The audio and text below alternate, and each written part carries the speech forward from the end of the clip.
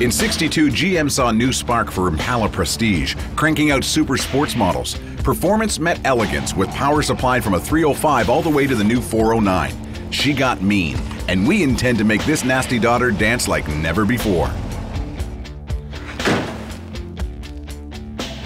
Last week, our Impala project was near stopped dead in its tracks because of back-ordered and missing parts.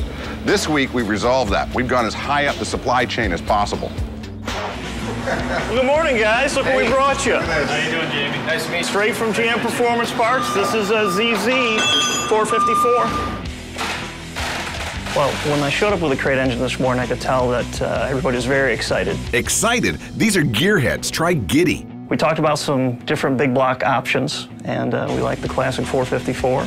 GMPP has a virtual engine dyno on their website where you can see what each component will add to total horsepower. You can build a fantasy engine or one that's closer to pocketbook reality. Best part is, if you're torn between getting rockers or aluminum intakes, the virtual dyno will let you compare bang for your buck before laying out any cash. I gave him the ZZ 454, which is the aluminum-headed big block. So, nice stout engine, 440 horse, 500 pound-feet of torque. Should make that Impala really get up and roll. Good luck with the crate engine. This will be great. Thanks very much for your help. All right. Thanks, guys. Take care. Thanks, All right. Thanks, Sam. From GM Performance crate power to fluid transmission transition, our T400 is ready for its moment. The transmission that came from California Performance Transmissions was a Turbo Hydromatic 400. And it's a 3-speed automatic transmission. It's something that's built extremely stout to be able to handle high horsepower and high torque load. The Turbo 400's a heavier duty transmission, came behind all the General Motors big blocks, the 427s, the 454s, and the 455 Olds, Buick, Pontiac, so on. But it's the heavy trans can handle more horsepower through it when you build it properly. Careful, it'll creep up on you. Putting the drivetrain in the vehicle was a pretty easy step because we already had mocked the motor mounts and the transmission mount up with the plastic motor. Stop. With power ready to roll, some serious stopping stuff is the only option.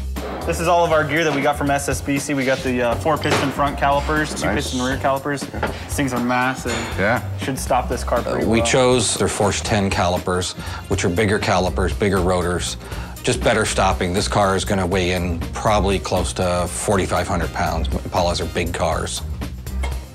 Mass production of parts doesn't mean you get perfection every time. Any bushel can have a bad apple, and we're just the guys to take a bite into a problem. Once we got the caliper mounted and the rotor mounted, we realized that there weren't enough shims provided to us to be able to shim the calipers correctly over the rotor. Number two, we realized that the rotor was actually out of round. It's actually contacting the caliper as it circles. What we'll have to do to remedy that is we'll actually put it on a lathe and true up the outer surface. Actually, turning them wouldn't be necessary. To their credit, SSBC shipped out new rotors and shims the next day. And we kept the originals. The rear installation was also a little interesting. One of the caliper mounting brackets actually fit over the axle bearing like it should. The driver's side did not. So I had Dan open up the hole a little bit with a sanding wheel, and that gave it just enough clearance to be able to fit over the bearing.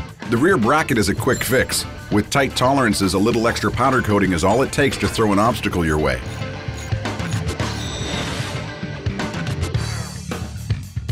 After we were done with the brakes, we put the headers on the motor. We had to put them on from underneath the chassis. We might have a winner. No modifications here, huh? Not hitting the frame? Nope, not hitting the frame. Nice. Funny how a little good news can change your perspective on the day. Well, maybe this will be the start of a new trend. Cool headers are only part of a show car's agenda. You gotta have some serious shine under the hood. On the engine, we're just dressing it up with the Billet Specialty Serpentine kit. Put the AC on it, the power steering pulleys on it, the serpentine belt. Now that is what a show engine should look like. Talk about setting them up and knocking them down. Brakes, transmission, crate motor, headers, and dress-up kit. I think the only day that might possibly move faster than this is test drive day.